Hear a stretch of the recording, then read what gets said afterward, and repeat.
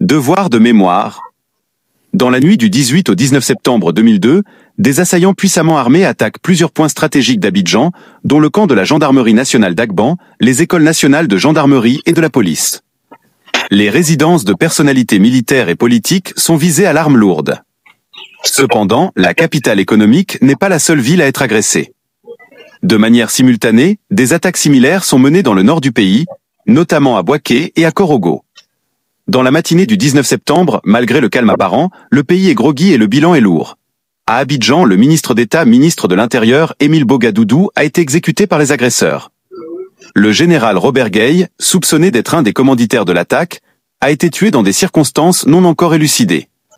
Marcelin Yassé, musicien ivoirien, est assassiné par ceux qu'on n'appelle pas encore des rebelles, alors qu'il rentre de son studio d'enregistrement et les victimes anonymes, des citoyens ordinaires piégés au mauvais endroit au mauvais moment, sont nombreuses.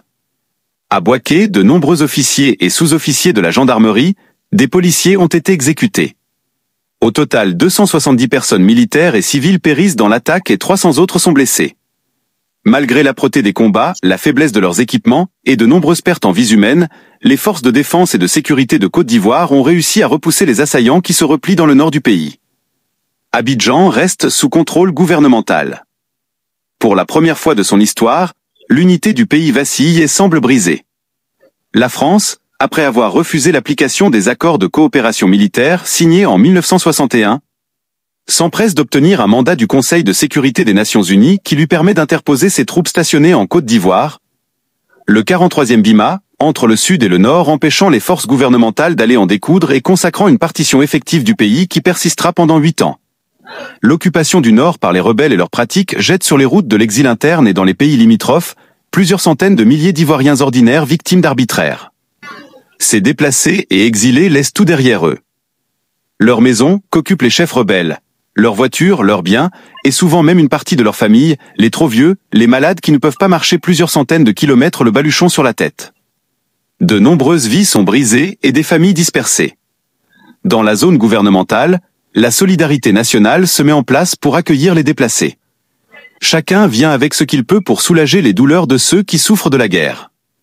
Dans la zone CNO, les rebelles créent leurs organisations et prélèvent leurs impôts et taxes sur les populations et les activités économiques, le transport, le cacao, le coton, et au passage cambriolent plusieurs agences de la Banque centrale, s'emparant de milliards de francs CFA de butin.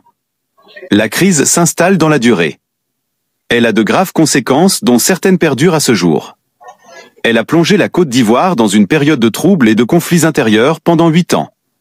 Les accords de l'humiliation, pudiquement appelés accords de paix, sont finalement signés en janvier 2003 à Marcoussis, en France. Ils ne résolvent rien sur le fond et visent simplement à mettre la rébellion sur le même pied d'égalité que les autorités légitimes. Bien évidemment, les tensions politiques et ethniques perdurent pendant de nombreuses années.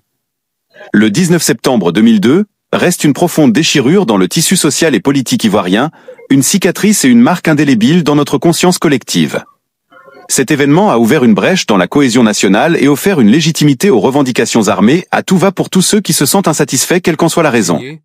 Think Tank Mamadou Koulibaly, publié pour la première fois le 19 septembre 2023.